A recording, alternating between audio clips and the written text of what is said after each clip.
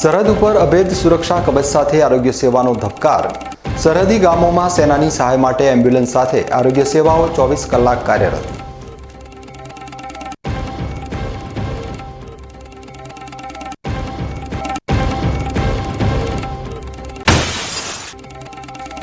બનાસકાંઠામાં કપલ બોક્સના દૂષણને ડામવા કલેક્ટર દ્વારા બહાર પાડવામાં આવ્યું જાહેરનામું।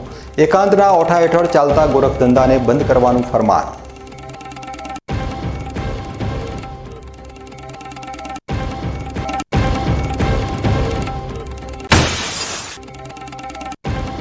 પાલનપુર પાલિકામાં વિકાસના નામે વહીવટી વંટોળ। ભ્રષ્ટાચારના આરોપ સાથે ભાજપના જ નગરસેવકોએ માંડ્યો પાલિકા સામે મોરચો।